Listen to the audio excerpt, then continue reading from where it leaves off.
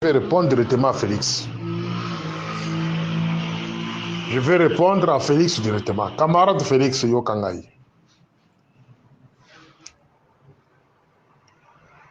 En 2018, avant l'élection, il y a décembre 2018, dans Monaco et dans Brazzaville, entouré par les présidents des pays de SADC. Nakambo solola kakuna yo yibiango. Biso peto yibiango. Mais peuple congolais mobimba ba yibi makambo anati.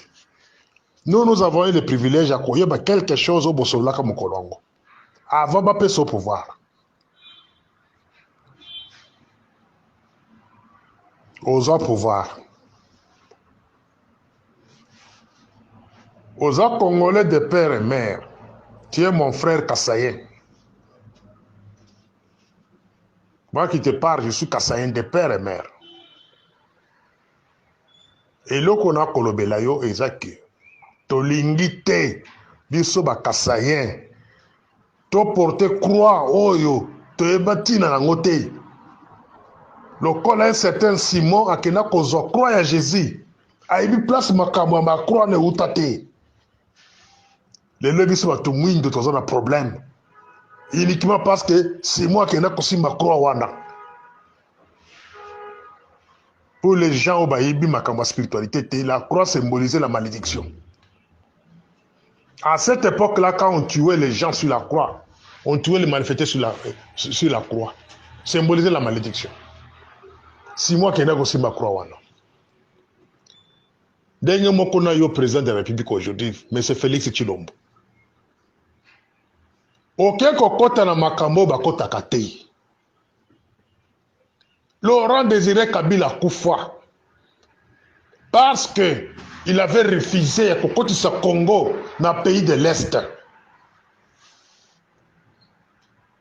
C'est là où on vous a piégé par Bissé Lélé, na Claude Balanki, na Rouberwa, na Garambe, na Bisimakara. Naba tu o nyonso ba kolia na ba Rwandais. O ba yoki bilengi. Yaba société de mines. Yaba or, ya pétrole, bato ba kolia. O ba ko simba dollar facilement. Ba yoki bilengi wana baninga na auta na ngo poto, bato peka bongo et consort. Ba lobi signé ngo ko sa de l'autre côté. Mais c'est Félix Okobomisa Bakassayen après cette histoire. Nous serons une race mal vue dans le monde entier. Tokozanga isika kobatama. Laurent Désiré Kabila boya a boya na motema moko kokotisa Congo na des pays de l'Est. Mais yo oye aux Congo au continent pays de l'Est. Maintenant, nous avons posé une question. Pour intérêt nini ya Congo. Avec cette guerre de M23, aujourd'hui, les nélotiques vont s'engager pour que baso para na Est à Congo. Est-ce que ozo senti gravité ya ozo kosala? Monsieur le Président, Monsieur Félix, n'a besoin camarade. Et n'a besoin camarade n'a sentir un peu à l'aise. Est-ce que camarade de Félix oza conscient, il y a gravité, il y a arrivé, il y a des troupes, il y a des Kenyans, Tanzaniens, Burundais, voire même Rwandais na Ougandais, Bakozala, na Est wana. Est-ce que oza conscient à gravité? Les troupes kenyans bazaka déjà na kati ya MONUSCO. Les troupes burundais bazaka na kati ya MONUSCO. Les troupes rwandais bazaka na kati ya MONUSCO. Ougandais bazaka na kati ya MONUSCO. Et ça c'est suffisant, monsieur le Président. Camarade Félix. Batona ba kokite ko tchepe kule na Est. Na compte ya ONU. Maintenant bozongili na club na bino bokena kosala club d'amis ou babengi le pays de l'Est. Et sika bakena ku flouer yo. Ba flouer yo, ba pakule la kati ya farine. pour que bakokisa Congo na kimwa eloko babengi pays de l'Est. Qu'est-ce que nous allons gagner avec cette histoire des pays de l'Est? Il faut des lotiques, les toutis composés des pays là que je vais les citer ici, des pays de l'Est, Bakiti na Est à Congo, mais c'est le président, c'est fini. C'est-à-dire, on a compris la mission, ma PSQ. Maintenant, je pense aux réponses. Il y a des questions dans tout le monde, début, un message à Keno. Mon collègue, il y a des questions que tu avais posées. Avant au pouvoir, avant, toi qui es dans l'élection, il y a 2018. Voilà le premier accomplissement. Selon les infos que nous avons eues ce matin, le Rwanda fait tout avant le 30 juin que Goma et Zalana Maboko y a M23. Et cela avec la complicité de certains officiels qui vous entourent. Baza pour décourager les militaires sur le terrain. Pour pas replier. Avant le 30 juin, retenez la date d'aujourd'hui, Rwanda a décidé que Goma et Zalana Maboko y a M23. C'est à ce moment-là que l'aventure y a armée à pays de l'Est, va atterrir ce qu'on a à l'Est Congo. Bazo na Est Congo pour la Kocha Kimete, Bazo pour sécuriser les accords qui ont été déjà signés. Na Nairobi, Kamere a conscient de Makamunaza Koloba. Kamere, Vital Kamere, a conscient de Makamunaza Koloba.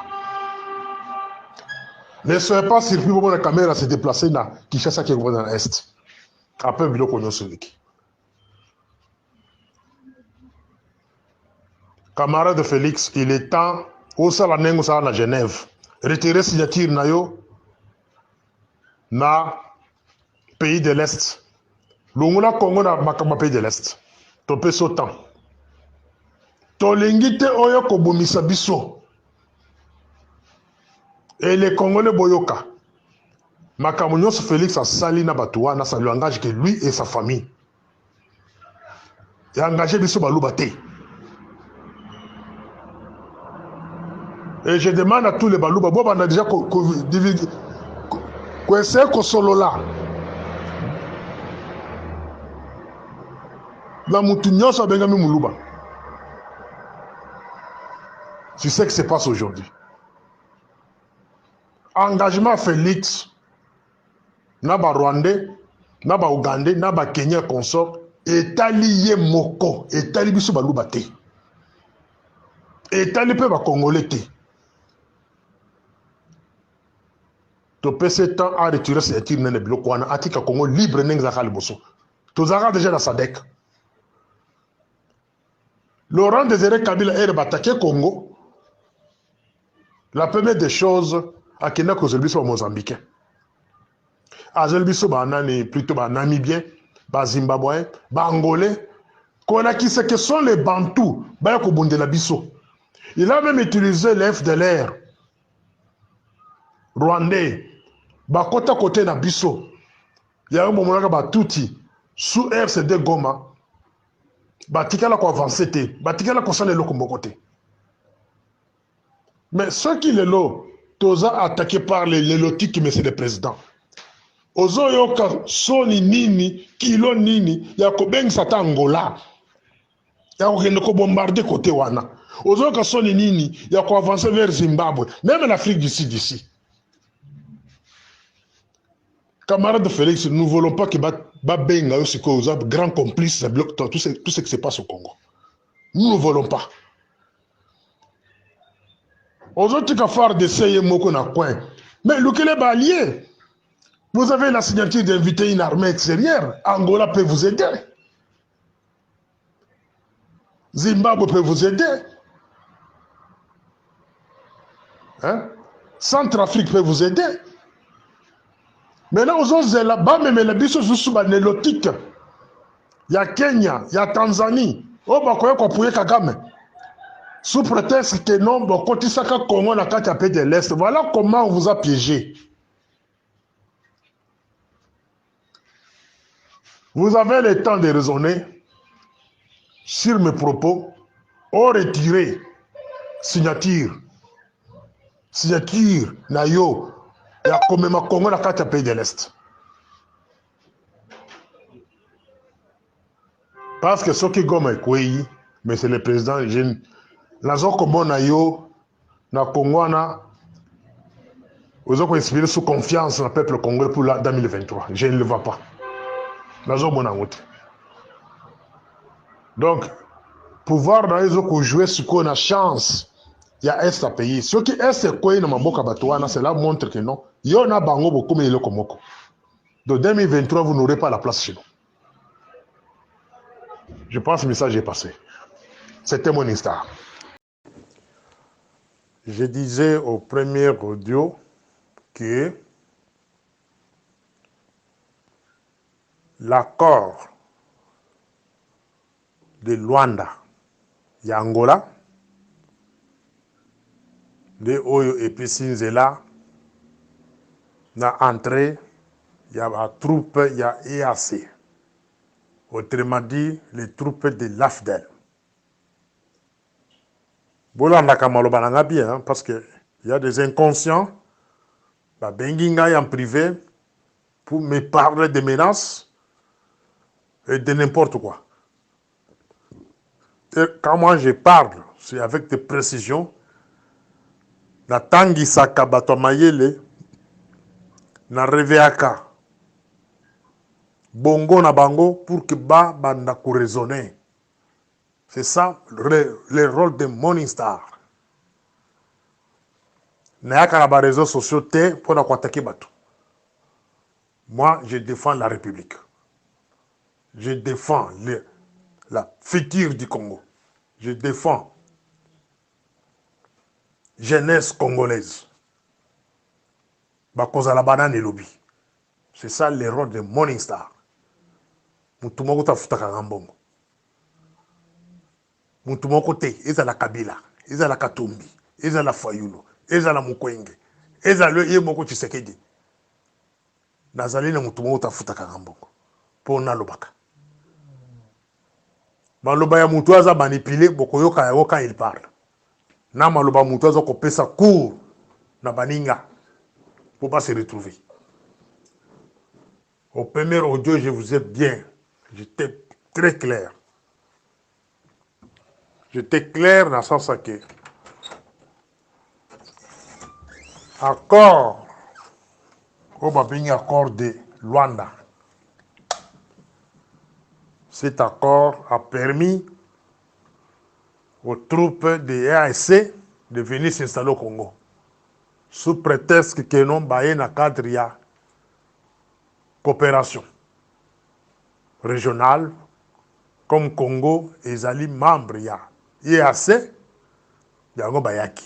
Et c'était la haute stratégie. Il faut être intelligent pour comprendre pourquoi ces gens-là bakote na mboka wana. C'est l'AFDEL bis oyo eyaka na 96-97 chassé par Laurent Désiré Kabila en 98. Ils ont fabriqué RCD, ils ont fabriqué MLC. Mais bakokaki kosala objectif bayelaki na 1997 était ya kozwa Est Congo Mobimba. Alors ba réussir ango sous Félix sous des faux accords. Accord moko titulé accord stratégique. Je pense que sur ce point-là toyokani. Maintenant na koti avant na kota na mozindo, il y a deuxième audio pour na chiter na nomination. Il y a directeur de cabinet.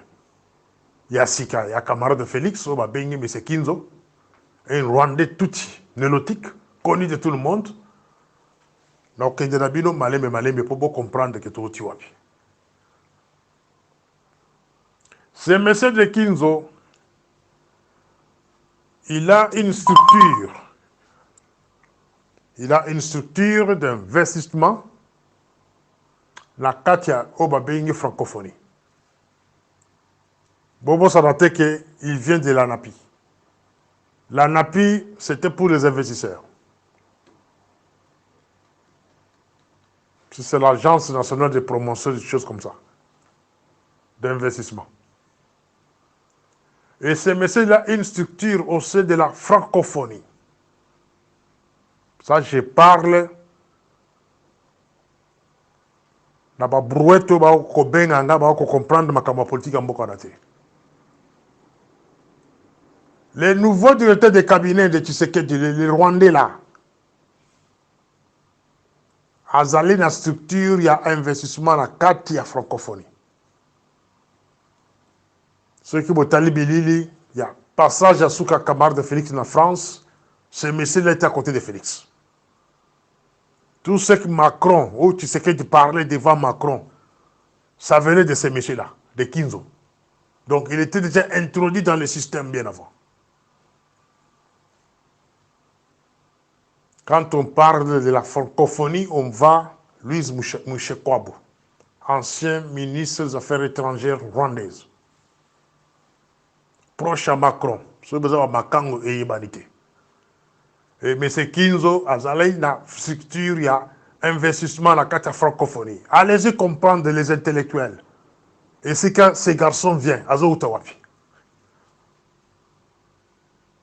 Donc, à Otina, Nzungu ya Kagame. Les Kinzo là, les détés de cabinet de Félix, à Otina, Nzungu ya Kagame. Je pense que Yokani. Aujourd'hui, Félix va nous installer un Rwandais dans son cabinet. Boyebe qui rôle Bisengimana à Jouaka par le passé. Bido boyebe yangote hein. Botuna ba kulutu o ba kola ba papa na biso ba ko bete mili solo Bisengimana. C'est là où nous sommes aujourd'hui. Même histoire se répète.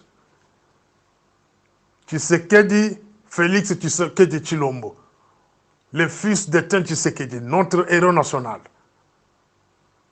Azalaki espoir à Congo. Mais ce que nous vivons de lui aujourd'hui, ce n'est pas ça, ce qu'on attendait de lui. Félix est venu réanimer les Rwandais. Il est venu donner la possibilité aux Rwandais de s'armer et s'installer et pour toujours au Congo.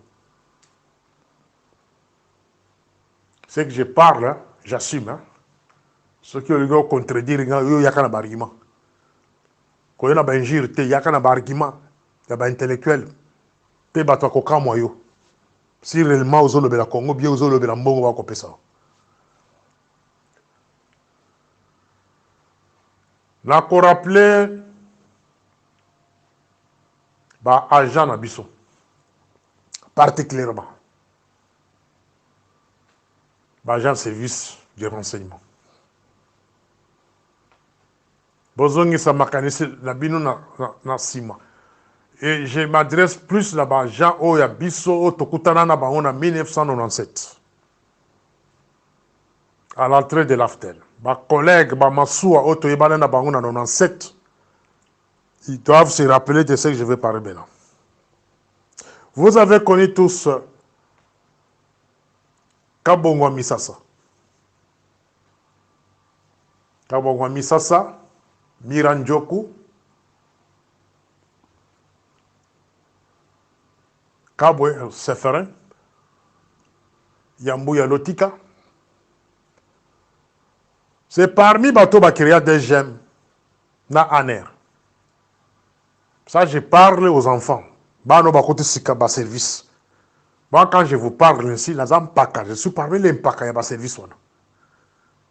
Na mona bato nyonso ze bazo koyela ba service wana. La plupart ole ba koyimba kozela bino. Na mona bango ba yeba musu kana recruter bango. Na tangel bino bato misato. Yambu ya Lotika, personam, Kabongwa Misasa, personam, Miranjoko, personam. C'est parmi les gens qui créent au Bobengi, Aner, Lelo, na des gemmes. Boyebi comment batona bakufate hein? Boyebi façon batona bakufate. Ceux qui na lingi na kota na muzindo na bana kopesa façon ya moko na moko ne bakufa. Audio oyo kozala peut-être 50 minutes ou 100 minutes bokoyoka ngo bokolemba. Mais na kozala mukuse. Ces gens-là sont morts malheureux. Trop malheureux.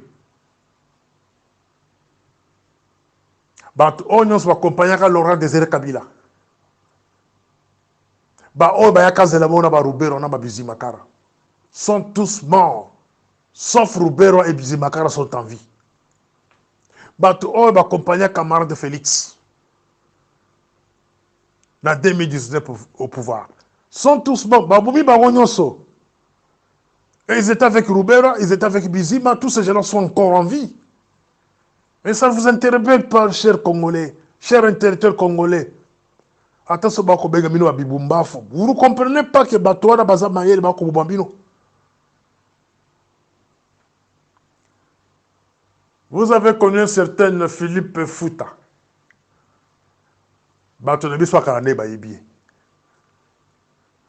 Il fut ministre des Finances sous 1+4.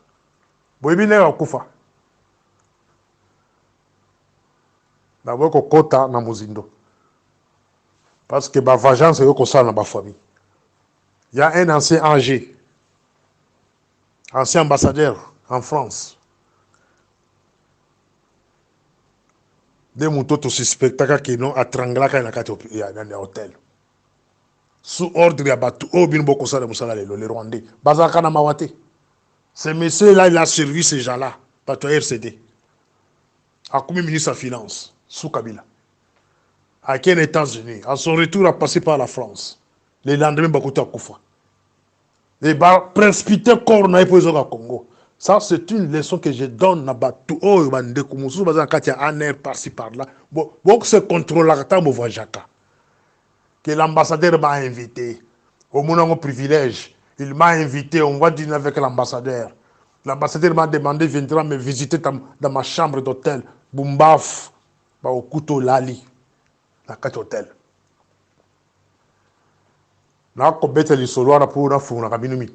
Comment ces gens-là vous tuent? C'est quand vous partez dans des voyages. Vous allez dans un pays. C'est comme ça qu'on va commencer à vous éliminer. Un à un. Aux hôtels, parce qu'on va préparer hôtel, parce qu'on va préparer un libanda, il y a un pays, on va organiser un hôtel, parce qu'on va poison, quand il y a un climatiseur, un oreiller, parce qu'on va utiliser un poison depuis là, dans la chambre. C'est comme ça, c'est le Rwandais la voiture là-bas.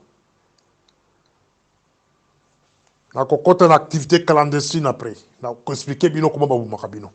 Parce que je connais le mot d'opérateur à Batogo. Bato Onyon Subayakana Laurent Désiré Kabila. Basili Sabango. Gaëtan Kakouji, ancien ministre de l'Intérieur. Personne. Moïse Kongolo, ancien ministre de l'Intérieur, ministre de la Justice. Personne. Babi Mbaya. Personne. Victor Mpoyi. Personne. Bazali Ebele. Djouma Adissi, deuxième DG de la DGM. Après Yambou Lotika. Personne. Maurice Tambolongo, directeur des services généraux. Personne. La liste, c'est un attaque de Binoawa, Bazali Ebele. On va accompagner pour voir, il y a Laurent Désiré Kabila, dans 97, on ne parle jamais d'eux. Le M17, Bazali, tout va composer M17, mouvement de, sur la 17 mai, Bakenda Wapi. Tous éliminés. Joseph Kabila, tous les généraux, au Bakompagnaye, Bamukutu, Badelfe Kayimbi, Basamba Kaputo, Katumba Mwake, tous ces Congolais-là éliminés comme des chèvres. Tshisekedi Félix, à son tour, Maître Mukendi, Monseigneur Molumba, Jacques Ilunga, Kitenge Yesu, Jacques Chimbombo. La liste est très longue. Bamosusu Babika, ils ont encore Babeya, Bambelou, Babika. Mais tout ça, ça ne vous donne pas l'idée, mes chers amis. Il y a des individus qui m'appellent en privé pour me blâmer que pourquoi tu es en train d'attaquer les directeurs des cabinets des chefs de l'État. Monsieur, vous avez la chance parce que dans la classe, dans les personne réponse moko, na injure le colo. Keba. La mission de ces gens-là, les tout inélotiques, les cabinets parallèles de Roubert ou de Bizima, ces gens-là, basu votre chef en otage. Basu Tshisekedi Félix en otage. Bazali qui empêcher les vrais Kassaïens, les vrais patriotes, comme nous, toi approcher. Et ceux qui habitent, tu continues à approcher, petit. Comme est-ce qu'on comprend les faux Kassaïens, le Koso, des babas qui ont un poste, le Kola Guy Mwadjanvita wana. Le Kola Bao Moussousso Nane,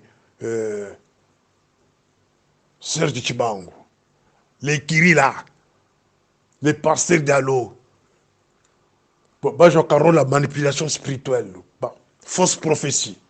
Ton modèle Rwandais poni pour travailler na bango autour de Félix. Ce qui n'a pas la liste bato ba kufa na ba ANR na DGM na zali ko kebisa ba o bazo ko bona ke bazu bomengo. On va tous vous lapider. Bokosi là. Malgré on vous a choisi pour travailler avec Félix, soit disant vous accompagner pour pouvoir naïe ba ko la ba ko zobino nyos ba ko si sabino nyos. Na débit ya audio na tangile bino bato bino boyebate parce que bino bokuti ko ya sika botu ne so mpaka ya service ya sécurité ya mboka wana monsieur to kola bino ke mututela zaka na place boy mututela yaka boy to recruter ka na nebo to chaka na poste boy les lois commis boy bino boyebi bato mboka wana te boyebi bango te.